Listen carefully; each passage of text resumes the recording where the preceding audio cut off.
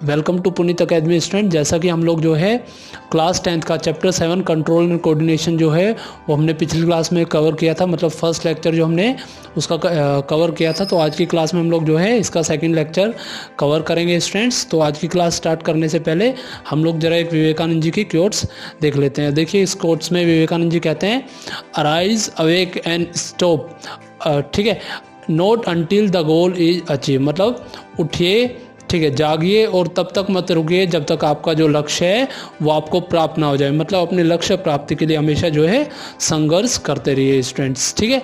ये बहुत ज़रूरी है लाइफ के अंदर। जो है आपका जो भी आपका मोटो है, जो भी आपका एम है, उसके लिए आपको हमेशा जो है संघर्ष करना चाहिए स्टूडेंट। तो चलिए आज की क्लास स्टार्ट करते हैं इसी क्योट्स के साथ। तो देखिए स्टूडेंट, जैसा कि मैंने बताया आपको पिछली क्लास में, ठीक है, कि हमने जो है कंट्रोल एंड कोऑर्डिनेशन स्टार्ट किया था और इसके फर्स्ट लेक्चर में हमने जो है नर्वस सिस्टम जो है उसको जो है कवर किया था। रिसेप्टर्स वगैरह आपको वहाँ पे पढ़ा दिए थे, ठीक है, और साथ के साथ जो है आपको डायग्राम, ठीक है, न्यूरॉन का डायग्राम वगैरह भी बताया था और बताया था कि न्यूरॉन जो है वो स्ट्रक्चरल और फंक्शन यूनिट है हमारे नर्वस सिस्टम का। साथ के साथ हमने जो है न्यूरॉन्स में पार्ट्स ऑफ द न्यूरॉन भी आपको कवर करा दिया था। तो आज की क्लास में हम लोग जो है रिफ्लेक्स एक्शन से अपनी क्लास स्टार्ट करते हैं। तो चलिए नोट्स में से जो है इसको पढ़ते हैं स्टूडेंट्स, ठीक है। तो देखिए स्टूडेंट, आज की क्लास स्टार्ट करने से पहले मैं थोड़ा सा जो है इसमें रिवीजन करा देता हूँ आपको। जैसे मैंने पिछली क्लास में आपको कंट्रोल कोऑर्डिनेशन की डेफिनेशन बताई थी, साथ में आपको जो है फंक्शन ऑफ नर्वस सिस्टम जो है उसको आपको एक्सप्लेन किया था, ठीक है। देखिए, फंक्शन ऑफ नर्वस सिस्टम आपको एक्सप्लेन किया था।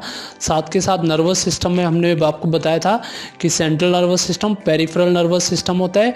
न्यूरॉन बहुत इंपॉर्टेंट है, आपको बताया था न्यूरॉन जो है वो स्ट्रक्चरल और फंक्शन यूनिट है नर्वस सिस्टम का हमारे, ठीक है, ये आपको कवर कराया था। साथ में टाइप ऑफ न्यूरॉन में आपको सेंसरी, मोटर और रिलाइंग न्यूरॉन बताया था, जिसको रिसेप्टर, इफेक्टर और कनेक्टर न्यूरॉन हम लोग बोलते हैं। साथ के साथ आपको रिसेप्टर्स बताए थे, फोटो रिसेप्टर, फोनो रिसेप्टर्स, जस्टरी रिसेप्टर और ओल फैक्ट्री रिसेप्टर और थिग्मो रिसेप्टर भी आपको बताया था। तो देखिए, पिछली क्लास में मैंने बताया था कि किस तरह से जो है स्ट्रक्चर ऑफ न्यूरॉन एग्जिस्ट करता है। सेल बॉडी, न्यूक्लियस, देखिएगा, सेल बॉडी, न्यूक्लियस, डेंड्रॉइड, ठीक है, एक्सोन, माइलिन शीथ, स्नैप्स वगैरह, ठीक है, हमने बताए थे। और साथ में बताया था कि यहाँ पे कैसे जो है इसमें आपका जो है मैसेज जो है ट्रैवल करता है। वो मैसेज किस फॉर्म में ट्रैवल करेगा? नर्व इम्पल्स के फॉर्म में।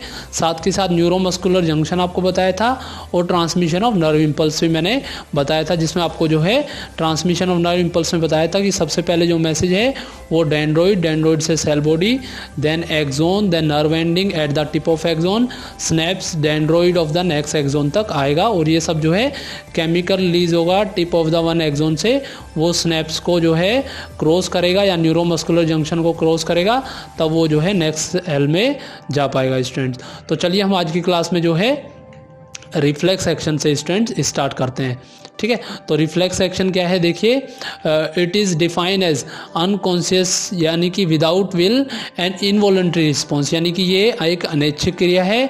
इफेक्टर मसल और ग्लैंड टू ए स्टिमुलस। तो हमारा जो है रिफ्लेक्स एक्शन क्या है? ये एक अनकॉन्शियस, विदाउट विल होने वाला एक इनवॉलंटरी रिस्पॉन्स है, जो कि मसल और ग्लैंड के थ्रू होता है किसी भी स्टिमुलस के लिए। और ये आपका एक ऑटोमेटिक और रैपिड रिस्पॉन्स होता है किसी भी स्टिमुलस के लिए। ऐसा कब होता है? ठीक है, मान लीजिए आप जो है आपने किसी गर्म चीज़ को छू दिया, तो आप एकदम से जो अपना हैंड जो है वो पीछे की तरफ खींच लेंगे। तो इस टाइप के एक्शन को हम क्या कहते हैं? रिफ्लेक्स एक्शन कहते हैं। तो इसकी डेफिनेशन है, it is defined as unconscious, यानी कि विदाउट विल से होने वाला, और एक इनवॉलंटरी रिस्पॉन्स है जो कि आपका जो है किसी भी स्टिमुलस के लिए हो सकता है। तो इसका कुछ एग्जांपल मैंने बताया था। Simplest type of reflex action is knee jerk reflex action, coughing भी आपका जो है एक रिफ्लेक्स एक्शन है, स्नीजिंग भी आपका एक रिफ्लेक्स एक्शन है, ब्लिंकिंग ऑफ आइज भी एक रिफ्लेक्स एक्शन है, मूवमेंट ऑफ द डायपेग्राम भी आपका एक रिफ्लेक्स एक्शन है, ठीक है। तो रिफ्लेक्स एक्शन जो है इसके सबसे पहले डिस्कवरी किसने करी थी? तो मार्शल हॉल ने जो है इसकी डिस्कवरी करी थी।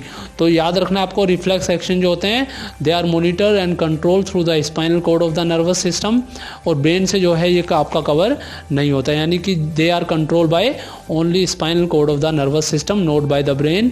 This is because it may take some time brain to instruct muscle. देखिए, मान लीजिए कोई भी मैसेज अगर वो आपके ब्रेन के थ्रू आएगा, तो ब्रेन के थ्रू उसको आने में जो है थोड़ा टाइम टाइम लग सकता है, तो वो मैसेज जो है ब्रेन के थ्रू ना होकर आपका स्पाइनल कॉर्ड के थ्रू जाएगा, तो फास्ट एक्शन होगा, हालांकि बाद में मैसेज जो है ब्रेन को भेज दिया जाएगा। तो वही लिखा है यहाँ पे, reflex action involve in the spinal cord because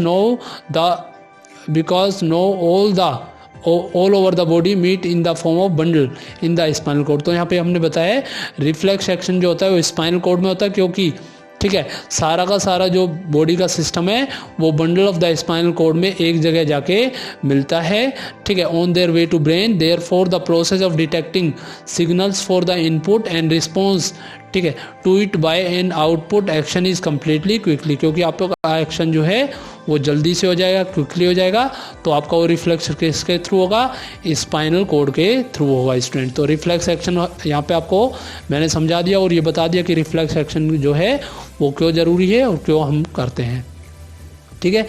तो मैंने कुछ एग्जांपल्स भी बताए रिफ्लेक्स एक्शन में, जहाँ से आपको नी जर्क रिफ्लेक्शन, कफिंग, स्नीजिंग और ब्लिंकिंग ऑफ आइज और मूवमेंट ऑफ डायपेग्राम, यानी कि ऐसे एक्शन जो हम अपनी बिना थिंकिंग के, बिना विल के करते हैं और ऑटोमेटिक होता रहता है, वही आपका रिफ्लेक्स एक्शन है, ठीक है। जैसे हमने किसी गर्म चीज़ को छुआ तो हम अपना हाथ पीछे खींच लेंगे।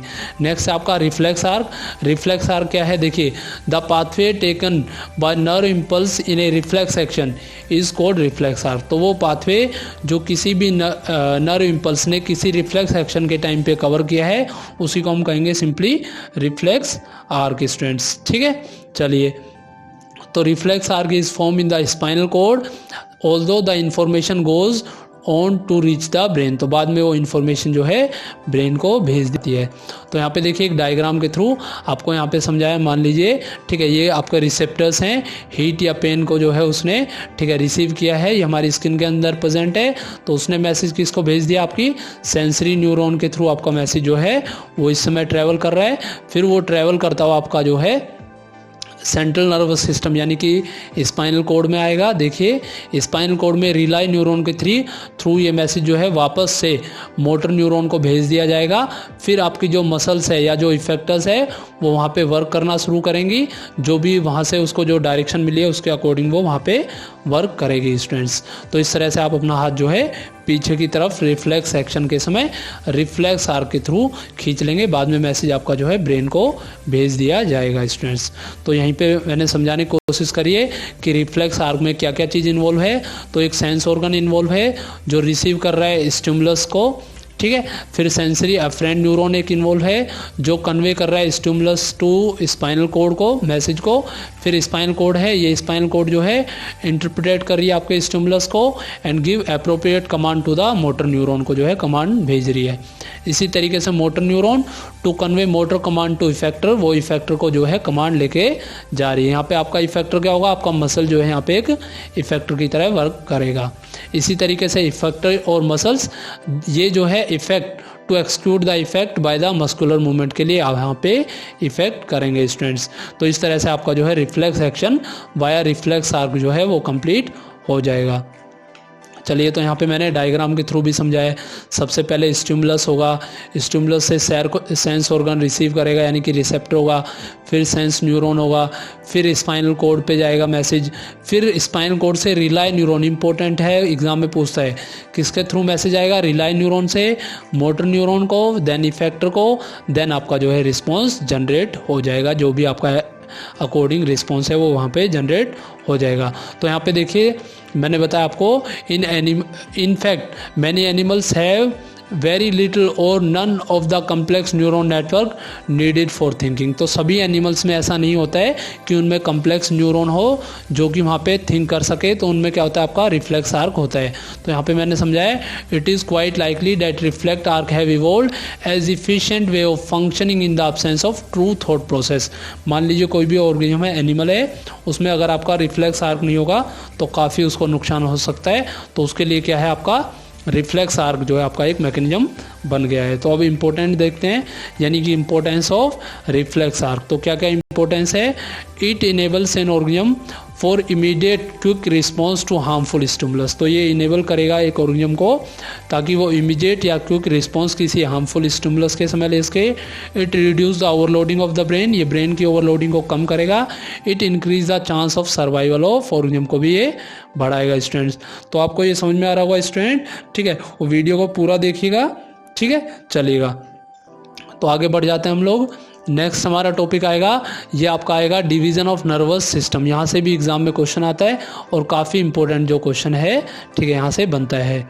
तो डिवीज़न ऑफ नर्वस सिस्टम में हम लोग पढ़ेंगे human nervous system can be divided into 3 parts में हम उसको डिवाइड कर सकते हैं। तो देखिए कैसे डिवाइड करेंगे। सबसे पहले आपका नर्वस सिस्टम है, यहाँ पे देखिए नर्वस सिस्टम में सेंट्रल नर्वस सिस्टम यानी कि CNS nervous system, CNS for central nervous system, peripheral nervous system यानी कि PNS सिस्टम, ऑटोनोमिक यानी कि ANS नर्वस सिस्टम। इसको फर्दर डिवाइड करेंगे। देखिए काफ़ी इंपॉर्टेंट टॉपिक है, जनरली स्टूडेंट जो है इस टॉपिक में कंफ्यूज रहते हैं, ठीक है। तो कोई कंफ्यूजन नहीं रहेगा, बस वीडियो पे थोड़ा कंसंट्रेट कीजिए। तो हमने सेंट्रल नर्वस सिस्टम को डिवाइड किया ब्रेन और स्पाइनल कॉर्ड में, हमने उसको डिवाइड किया। ब्रेन को फर्दर डिवाइड करेंगे, पूरा टॉपिक इसको पढ़ेंगे हम। फोर ब्रेन, मिड ब्रेन और हिंड ब्रेन में जो है हमने उसको कवर किया है। तो फर्दर डिवीज़न करते हैं। Fore brain can be divide into 2 parts, यानी कि फोर ब्रेन को हम 2 पार्ट में डिवाइड कर सकते हैं, ठीक है। यहाँ पे देखिए सेरिब्रम एंड ओल्फैक्टरी लोब्स में हम इसको डिवाइड कर सकते हैं फोर ब्रेन को। मिड ब्रेन का कोई डिवीजन नहीं पढ़ेंगे। Hind brain can be divide into, ठीक है, सेरिब्रम, पोन्स एंड मेडुला में हम इसको डिवाइड करेंगे। फर्दर हम सेरिब्रम के अंदर आपको पार्ट्स बताएंगे, occipital lobe, temporal lobe and frontal lobe and frontal lobe and parietal lobes आपको वहाँ पे मैं आपको पूरा समझाऊंगा स्टूडेंट। इसी तरीके से पेरिफेरल नर्वस सिस्टम में हम लोग पढ़ेंगे क्रेनियल नर्व्स जो 12 पेयर्स होता है, स्पाइनल नर्व्स जो कि 31 पेयर्स होती हैं, ठीक है। डिटेल्स में सारा हम पढ़ेंगे। ऑटोनोमिक नर्वस सिस्टम को हम सिम्फेटिक एंड पैरासिम्फेटिक कहते हैं स्टूडेंट्स, ठीक है, चलिएगा। तो 1 बाय 1 हम इसको पढ़ते हैं। तो सबसे पहले हम पढ़ते हैं सेंट्रल नर्वस सिस्टम। तो CNS है ये। Central nervous system is compose of brain and spinal cord. तो याद रखना है आपको, जो आपकी बॉडी का जो मेन पार्ट है, जो सेंट्रल पार्ट है, उसको हम कहते हैं सेंट्रल नर्वस सिस्टम। आपका इसमें ब्रेन और स्पाइनल कॉर्ड भी आएगा। देखिए एक डायग्राम से मैंने समझाया भी है, ठीक है। तो यहाँ पे देखिए एक बार डायग्राम, ये देखिए। तो this is CNS central nervous system. Central nervous system को छोड़ के जो भी आपका सिस्टम है वो आपका पेरिफेरल नर्वस सिस्टम यानी कि PNS सिस्टम है स्टूडेंट्स, ठीक है। तो चलिए, तो मैंने बताया the brain control all the functioning, ठीक है, सॉरी रुकिएगा, ठीक है। The brain control all the functioning in the human body, the spinal cord, ठीक है, work as relay channel for signal between brain and peripheral system. तो इसमें मैंने आपको बताया ब्रेन कंट्रोल करता है सारी फंक्शनिंग इन द बॉडी, आपको पता है। और स्पाइनल कॉर्ड क्या करता है, रिलाई चैनल की तरह काम करता है, जो कि मैसेज को ब्रेन और ब्रेन से पेरिफेरल नर्वस सिस्टम में भेजने का काम करता है स्टूडेंट्स। इसी तरीके से आपका नेक्स्ट सिस्टम है peripheral nervous system, PNS system. The peripheral nervous system is compose of the cranial nerves, visceral nerve and spinal nerve. These are 12 pair of cranial nerves. मैंने अभी बताया आपको, the cranial nerves come out of the brain, brain के अंदर ये present होती है, and go to the organ in the head region. यानी कि आपके हेड रीजन में पूरा जो होगा वो कौन सी नर्व्स होंगी, ओनली क्रेनियल नर्व्स होंगी स्टूडेंट, इंपॉर्टेंट है, ठीक है। There are 31 pair of spinal nerves in the spinal have in contact of the spinal cord. Spinal cord के साथ में 31 pair of the spinal nerves भी आपकी प्रेजेंट होती है, and go to organ which are below the head region. Head हेड रीजन के बिलो रीजन में आपका जो है वो आपका स्पाइनल नर्व्स होती है। कितने पेयर में होती है, 31 पेयर में प्रेजेंट होती है स्टूडेंट्स, चलिए, ठीक है। तो नेक्स्ट है हमारा autonomic nervous system, ANS system. Autonomic nervous system क्या है, autonomic nervous system is compose of chain of the ganglion, ठीक है। गैंग्लियन की एक चेन होती है which runs along the spinal cord, जो कि स्पाइनल कॉर्ड के साथ में रन करती है और कंट्रोल करती है सारे के सारे involuntary actions in the human body. तो देखिए 2 टाइप का एक्शन आपका होगा, इनवॉलंटरी और वॉलंटरी। इनवॉलंटरी जो है हम अपनी विल की हेल्प से कर सकते हैं, ठीक है, सॉरी, वॉलंटरी को हम अपनी विल की हेल्प से कर सकते हैं, इनवॉलंटरी अपने आप होने वाले एक्शन होते हैं। It mainly control and integrate the functioning of internal organ. तो ये जो होता है हमारा ऑटोनोमस नर्वस सिस्टम, ये मेनली कंट्रोल करता है और इंटीग्रेट करता है हमारे फंक्शन को इंटरनल ऑर्गन, जैसे ठीक है कि हार्ट हो गया स्टूडेंट, यहाँ पे हीट नहीं है स्टूडेंट, हार्ट कर लीजिएगा इसको। हार्ट हो गया, ब्लड वेसल्स हो गया, ग्लैंड्स हो गया, स्मूथ मसल्स हो गया एंड यूटिरस को इन द बॉडी को ये कंट्रोल करने का काम करता है। तो अभी जैसे मैंने आपको बताया ठीक है कि ये दो टाइप का सिस्टम होता है, sympathetic nervous system and parasympathetic nervous system. तो एनसीईआरटी में तो इसके बारे में नहीं डिटेल में दिया है, बट 11th क्लास की बुक में आपको जो ये ज़रूर मिल जाएगा। मैं थोड़ा सा इसको डिटेल में बता देता हूँ ठीक है। जनरली टीचर्स आजकल इसको पढ़ाते हैं 10th क्लास में भी। तो देखिए सिम्फेटिक नर्वस सिस्टम क्या है। This part of the autonomous nervous system increase the activity of the organ as per need. तो ये ऐसा सिस्टम है जो कि इंक्रीज करता है बॉडी की एक्टिविटी को as per need. For example during running there is a increase demand of the oxygen by the body, this is fulfil by increasing breathing rate. तो उस समय हमारी बॉडी को मान लीजिए ऑक्सीजन की डिमांड ज़्यादा है तो उस रेट को बढ़ाएगा। तो ब्रीथिंग रेट को बढ़ाने में कौन सा सिस्टम वर्क करेगा student, sympathetic nervous system. And increase heart rate, this sympathetic nervous system increase the breathing rate of the heart in this case. तो ये मैंने आपको पूरा समझा दिया कि ये सिस्टम क्या करेगा, आपके ब्रीथिंग रेट को बढ़ाएगा, मतलब एक्टिविटी को बढ़ाने वाला सिस्टम है। इसी तरीके से पैरासिम्फेटिक नर्वस सिस्टम, तो this part of the nervous system slow down the activity of the organ. देखिए यहाँ पे लिखा हुआ है ठीक है, slow down the activity of the organ other than climbing effect ठीक है। During the sleep the breathing rate slow down हमको करनी पड़ेगी, so does the heart rate हमको कम करनी पड़ेगी। तो ये किसके द्वारा होगा, पैरासिम्फेटिक नर्वस सिस्टम से होगा ठीक है। तो इसीलिए पैरासिम्फेटिक नर्वस सिस्टम जो होता है वो हमारी एनर्जी बचाने की तरह भी काम करता है स्टूडेंट्स ठीक है। चलिएगा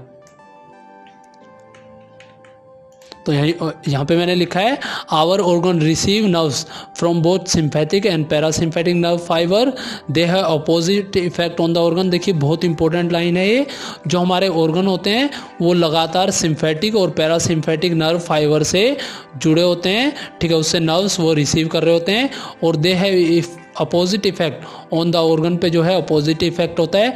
if one system exert stimulatory effect on the organ, other exert inhibitory effect on the organ. तो एक अगर बढ़ाने का काम करता है तो दूसरा जो उसको इनहिबिट यानी कि रोकने का काम भी करता है। चलिए तो मैं यहाँ पे आपको समझाया, मैंने आपको यहाँ पे effect of the sympathetic and parasympathetic system यहाँ पे मैंने बताने की कोशिश करी है। इंपॉर्टेंट है, एक बार इसको भी समझ लीजिएगा। तो ये देखिए जैसे यहाँ पे मैंने समझाया, ये ऑर्गन के लिए बताया मैंने, यहाँ पे सिम्फेटिक का इफेक्ट क्या होगा वो बताया मैंने, और ये पैरासिम्फेटिक का इफेक्ट क्या होगा वो मैंने यहाँ पे समझाने की कोशिश आपको करी है। तो जैसे हार्ट में होता है, सिम्फेटिक इंक्रीज करता है कंट्रैक्शन को और रेट ऑफ हार्ट बीट को बढ़ाता है। तो सिम्फेटिक क्या करता है, हार्ट के लिए बढ़ाएगा, पैरासिम्फेटिक क्या करेगा, डिक्रीज करेगा, कंट्रैक्शन करेगा और हार्ट बीट को घटाएगा। ब्लड वेसल्स में भी कंस्ट्रिक्शन ऑफ ब्लड वेसल ये करेगा, ये डायलेशन ऑफ ब्लड वेसल पैरासिम्फेटिक उसको बढ़ा देगा। लंग्स के लिए डायलेट करेगा, ब्रोंची एंड ब्रोंचियोल्स को हम लोग ऑलरेडी पढ़ चुके हैं, bronchi and bronchioles in the lungs ठीक है। और ये क्या करेगा, कंस्ट्रिक्ट करेगा ब्रोंची एंड ब्रोंचियोल्स को स्टूडेंट। आइज को ये क्या करेगा, डायलेट करेगा आइज की प्यूपिल्स को सिम्फेटिक, और पैरासिम्फेटिक क्या करेगा, कंस्ट्रिक्ट करेगा। यूरिनरी ब्लैडर को ये रिलैक्स करेगा और ये यूरिनरी ब्लैडर को कंट्रैक्ट करेगा स्टूडेंट्स। तो यहाँ पे देखिए दोनों का जो फंक्शन है वो हमने पढ़ लिया, बट आपको याद रखना है जो आपका पैरासिम्फेटिक और सिम्फेटिक होता है वो स्टमक और सलाइवरी ग्लैंड्स के लिए अपोजिट एक्शन में वर्क करेगा, यानी कि अपोजिट उसका जो है एक्शन होगा। तो अभी तक ये बढ़ा रहा था, बट स्टमक केस में और सलाइवरी ग्लैंड यानी कि डाइजेशन के केस में इनहिबिट करेगा secretion of gastric juice in the stomach, ये कम करेगा। और यहाँ पे पैरासिम्फेटिक स्टिमुलेट करेगा सेक्रेशन ऑफ गैस्ट्रिक जूस को स्टमक में ठीक है। ये सलाइवरी ग्लैंड्स को इनहिबिट करेगा, secretion of saliva in the buccal cavity कम करेगा ठीक है। ये आपका स्टिमुलेट करेगा secretion of saliva in the buccal cavity students. चलिए स्टूडेंट अपने नेक्स्ट टॉपिक की तरफ बढ़ते हैं जिसका नाम है ह्यूमन ब्रेन। तो देखिए बहुत इंपॉर्टेंट टॉपिक है, काफ़ी बार एग्जाम में आता है और काफ़ी बच्चे जो है इसमें कंफ्यूज रहते हैं। तो इस वीडियो के बाद आपको ऐसा कोई भी कन्फ्यूजन नहीं होगा। तो सबसे पहले जानते हैं हम ठीक है ह्यूमन ब्रेन क्या है। It is the main coordinating centre of the body which enables an organism to think and take decision. The thinking of the brain involve more complex mechanism and neural connection. तो ये आपको पता होगा हमारा जो brain है वो काफ़ी कम्प्लेक्स मैकेनिज्म करता है, काफ़ी न्यूरल कनेक्शंस वो करता है।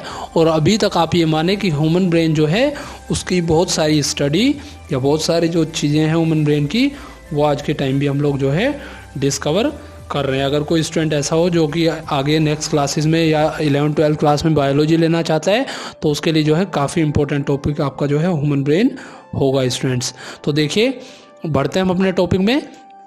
तो देखिए it is protected by cranium, a bony box in the skull, it is cover by 3 membranes call meninges. तो 3 मेम्ब्रान मेनाइन से कवर होता है और bony box in the cover skull के अंदर ये कवर होता है। The space between this membrane is filled by cerebrospinal fluid, important, ठीक है। तो इसमें जो स्पेस होता है वो किसमें फिल होता है स्टूडेंट, सेरिब्रो स्पाइनल फ्लूइड के थ्रू इसमें स्पेस फिल होता है। That protect the brain from any mechanical shock, यानी किसी भी मैकेनिकल शॉक से उसमें वो ब्रेन को बचाएगा स्टूडेंट्स, ठीक है।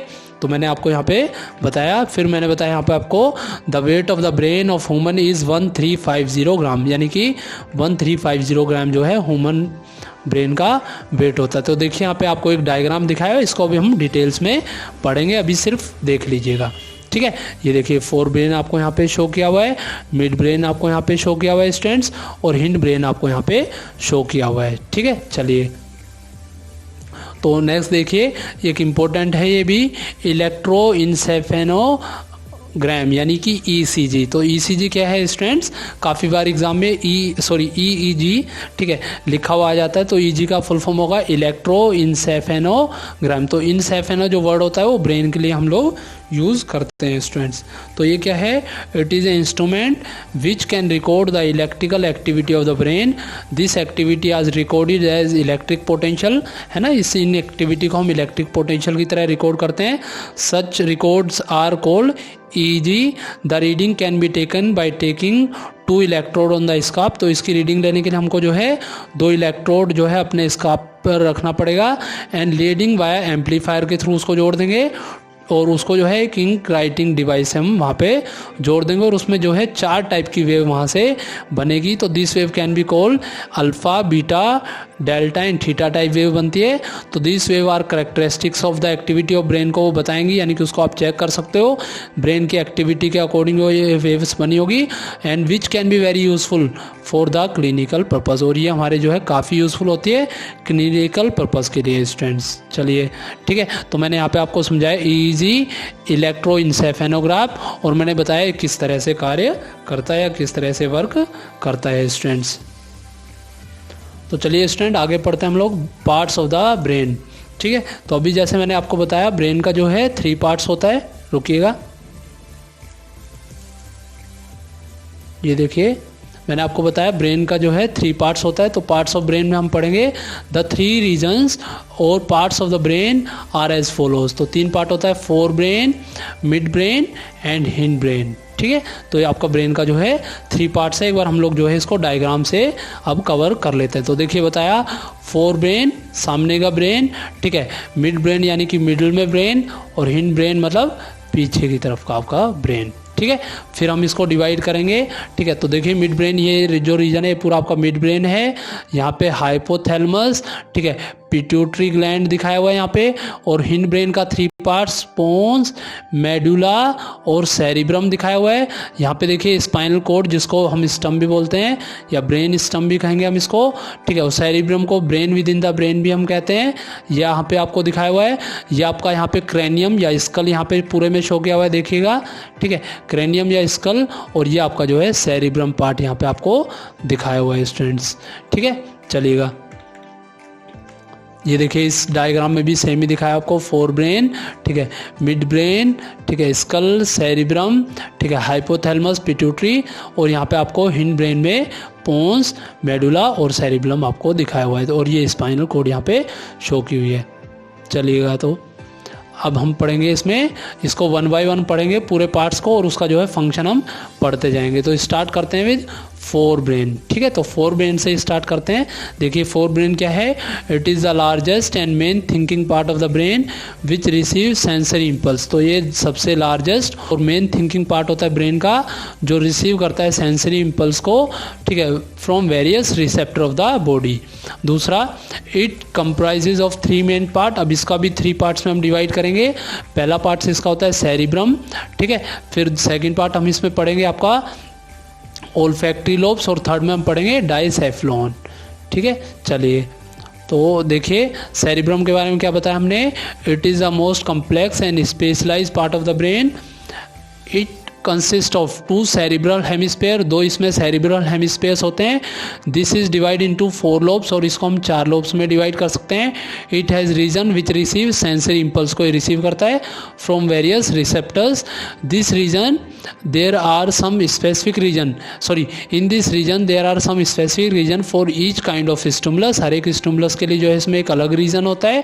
ठीक है, एंड इट इज़ रिस्पॉन्सिबल, ठीक है, and it response are located, और यहाँ पे जो है इसके रिस्पॉन्स लोकेट होते हैं। जैसे एग्जांपल में देख लीजिएगा, मैंने बताया ओसिपिटल लोब होता है, तो ओसिपिटल लोब क्या होता है, it is the region for visual perception या विजुअल रिसेप्शन के लिए रीजन होता है, यानी कि देखने के लिए एक रीजन है आपका occipital lobe. Second region temporal lobe होता है, it is the region of auditory. Auditory मतलब होता है सुनने के लिए आपका जो है रीजन, ठीक है, क्या होता है आपका, सॉरी स्पीक करने के लिए आपका रीजन क्या होता है, टेम्पोरल लोब होता है। इसी तरीके से आपका पेरेंथ्रल लोब होता है, it is the region for touch, smell, temperature and conscious association के लिए आपका पेरेंथल लोब होगा स्टूडेंट। इसी तरीके से आपका पेरेंथल लोब, ठीक है, it is the region for speech, facial and muscular activity, face की activity, muscular activity and higher mentality के लिए या हायर मेंटल एक्टिविटी के लिए आपका फ्रंटल लोब होता है। तो बोलना, कोई किसी भी तरीके से फेस को बनाना, यानी कि फेशियल और मस्कुलर एक्टिविटी के लिए फ्रंटल लोब आपकी होती है। ठीक है, तो देखिए मैंने इस डायग्राम के थ्रू आपको समझाया। पेरेंथल लोब यहाँ पे है, ओसिपिटल लोब ये है, ये आपका जो है फ्रंटल लोब का ही पार्ट्स दिखाया हुआ है। ठीक है, और आपको जो है, ठीक है, यहाँ पे देखिएगा टेम्पोरल लोब आपको यहाँ पे शो किया हुआ है। बाकी मेडुला, पोन्स, सेरिब्रम, सेंट्रल सुल्कस वगैरह दिखाया हुआ है। ठीक है, ये हमारे इतने काम का नहीं है। और साइवन फिशर्स ये भी आपको दिखाया हुआ है, ये भी हमारे इतने काम का नहीं है। तो मेन आप जो है इस लोब्स को देख लीजिए, पेरेंथल लोब, ओसिपिटल लोब, ठीक है, frontal lobe and temporal lobes आप यहाँ पे देख सकते हैं। तो हर एक के लिए एक रीज़न इसमें होता है। तो ये पूरा पार्ट किसका है, सेरिब्रम का है। एक बार ब्रेन में भी देख लीजिए, ये पूरा जो रीजन है, ये देखिए ये पूरा जो रीजन है, ठीक है, ये पूरा जो रीजन है ये आपका सेरिब्रम है। चलिएगा, तो नेक्स्ट टॉपिक है हमारा ओल्फैक्टरी लोब्स। तो ओल्फैक्टरी लोब्स मैंने बताया था, it is the region of below the cerebrum, they contain olfactory receptors होते हैं which are organ for smell, यानी कि स्मेल को डिटेक्ट करने के जो है इसमें कुछ जो है ऑर्गन्स प्रेजेंट होते हैं, यानी कि रिसेप्टर्स इसमें प्रेजेंट होते हैं। फिर आपका आता है diencephalon, it is the region mainly compose of thalamus and hypothalamus को मिलकर ही हम लोग जो है डाइंसेफ्लॉन कहेंगे। इसको हम जो है थैलमस और हाइपोथैलमस को हम आगे कवर करते हैं स्टूडेंट्स। ठीक है, मेनली इसका काम क्या होता है, टेम्परेचर कंट्रोलिंग में होता है स्टूडेंट्स। चलिएगा, तो मिड ब्रेन आपका है, फिर मिड ब्रेन है, it is significantly small region, it connect the forebrain to the hindbrain, और फोर ब्रेन को हिंड ब्रेन से कनेक्ट करता है। It control the movement of head, neck and trunk to locate sound and visual reflex करता है, involve in the focusing the object, यानी कि बहुत छोटा रीजन है। ये कनेक्ट करता है फोर ब्रेन को हिंड ब्रेन से, कंट्रोल करता है हेड, नेक और ट्रंक की मूवमेंट को, साउंड और विजुअल रिफ्लेक्स को मूवमेंट करता है। It is also control reflex movement of the eye, muscle और प्यूपिल। इंपॉर्टेंट है, एग्जाम में पूछा हुआ ये। ठीक है, ये लाइन काफ़ी आपकी इंपॉर्टेंट रहेगी। तो it control reflex movement of the eye, muscle और प्यूपिल साइज। इसी तरीके से हम पढ़ेंगे हिंड ब्रेन। तो हिंड ब्रेन क्या है, it provide the connection between spinal cord and rest of the brain को ये जोड़ने का काम करता है, यानी कि स्पाइनल कॉर्ड से बचे हुए ब्रेन को जोड़ने का काम करता है। इसमें भी आपके तीन रीजन आएंगे, बेलम, पोन्स वेरियोली या सिंपली आप उसको पोन्स कह सकते हैं, मेडुला ओब्लंगेटा या ओनली आप मेडुला भी कह सकते हैं स्टूडेंट्स। तो इसको भी हम वन बाय वन पढ़ लेते हैं। तो देखिए सेरिबेलम मैंने यहाँ पे समझाया है, it control and coordinate different muscular action को कंट्रोल और कोऑर्डिनेट करता है। It is responsible for precision of voluntary action, यानी कि वॉलंटरी एक्शंस में प्रिसिशंस को ये ध्यान रखता है, मेंटेन करता है equilibrium of the body during vascular various activity, जैसे चलते समय, ड्रिंक करते समय, या किसी चीज़ को कैच करते समय, या हम पेन जब पकड़ते हैं तो हमारा जो है सेरिबेलम जो है वो वर्क कर रहा होता है और उसको जो है इक्विलिब्रियम में हमें रखता है। ठीक है, चलिएगा एक बार रिपीट कर देता हूँ। It control and coordinate different muscular actions, it is response for precision of voluntary actions and maintains equilibrium of the body during various activity, जो मैंने आपको बताई। इसी तरीके से pons varolii, it lies above the medulla, के ऊपर होता है। It take part in the regulation of respiration, में ये पार्ट्स, ठीक, यानी कि उसको रेगुलेट करने का ये काम करता है। इसी तरीके से medulla oblongata, it is found continuously the spinal cord या with the spinal cord. It control the involuntary action, जैसे breathing, expansion and contraction of blood vessels, और ये ब्लड प्रेशर को मेंटेन करता है to regulate blood pressure. Swallowing, coughing and sneezing को भी ये कंट्रोल करता है। साथ ही साथ ये जो है स्लाइवेशन और वोमिटिंग को भी स्टूडेंट्स कवर करता है। ठीक है, तो चलिए हमने जो है यहाँ पे काफ़ी जो है डिटेल में इसको पढ़ लिया है स्टूडेंट्स। तो हम छोटा सा टॉपिक और पढ़ते हैं। अब हम पढ़ेंगे फंक्शन ऑफ द ब्रेन। वैसे आपको ये टॉपिक जनरली पता होगा, तो क्या क्या फंक्शन है देखिए। It coordinate activity of the brain so that the mechanism and hormonal reaction of the body एक साथ वर्क कर सके। ये रिसीव करेगा इंफॉर्मेशन कैरिंग नर्व इम्पल्स, सारे के सारे सेंसरी ऑर्गन से पूरी बॉडी में। ये कोरिलेट करेगा various stimulus of different sense organ और एक अप्रोप्रिएट रिस्पॉन्स जनरेट करेगा। It respond to impulse brought through the sensory organ by sending on instruction, अपनी इंस्ट्रक्शन भेज के उसको जो है, ठीक है, वहाँ पे जो है अकॉर्डिंग ये ग्लैंड्स या मसल्स को ये वर्क कराएगा। ठीक है, इट स्टोर इन्फॉर्मेशन या बिहेवियर ऑफ द ह्यूमन जो है उसको मॉडिफाई ये कर सकता है according to their past experience student. तो देखिए यहाँ पे आपका ह्यूमन ब्रेन जो है वो कवर हो गया है। तो नेक्स्ट छोटा सा टॉपिक आपका स्पाइनल कॉर्ड। तो स्पाइनल कॉर्ड क्या होती है? It is a long cord like cylindrical structure arising from the medulla oblongata. It is enclose in the bony cage and vertebral column में कवर होता है। क्या फंक्शन होता है? ये centre of the reflex action की तरह वर्क करता है, अभी बताया मैंने आज की क्लास में। दूसरा, it is mainly responsible for conduction of nerve impulse to form, ठीक है, to and from the brain. तो ये जनरली जो है नर्व इम्पल्स को ब्रेन तक लेके आएगा और वहाँ से लेके जाने का काम भी करता है स्टूडेंट्स। तो चलिए स्टूडेंट हम लोग जो है अपने टॉपिक को एक बार नोट्स में से और कवर कर लेते हैं। तो देखिए मैंने आपको जो है आज की क्लास में, ठीक है, रिफ्लेक्स एक्शन मैंने बताया, ठीक है, यहाँ से भी आप पढ़ सकते हैं, नोट्स में से भी इसको कवर कर सकते हैं। तो रिफ्लेक्स एक्शन यहाँ पे देखिए लिखा हुआ है, it is quick and sudden और इमीडिएट रिस्पॉन्स होता है किसी भी स्टिमुलस के लिए। एग्जाम्पल दिए हुए हैं आपको, रिफ्लेक्स आर्क आपको समझाया, देखिए the pathway through which nerve impulse pass through reflex action is reflex arc. Same चीज़ यहाँ पे आपको समझाई हुई है।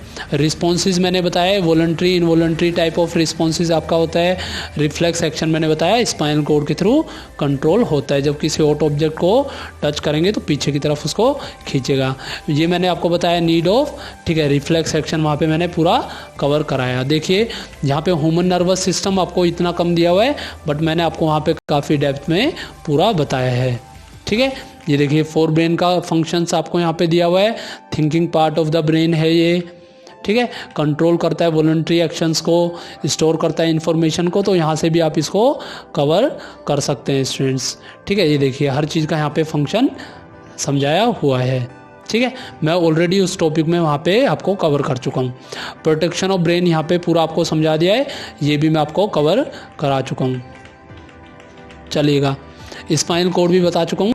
तो होपफुली स्टूडेंट आपको ये वीडियो समझ में आई होगी। अगर आपको वीडियो समझ में आई है तो चैनल को लाइक, शेयर और सब्सक्राइब जरूर कीजिएगा। साथ में बेल आइकन को भी ज़रूर प्रेस कीजिएगा, जिससे मेरी नई वीडियो की नोटिफिकेशन आपको मिल सके स्टूडेंट। Thank you.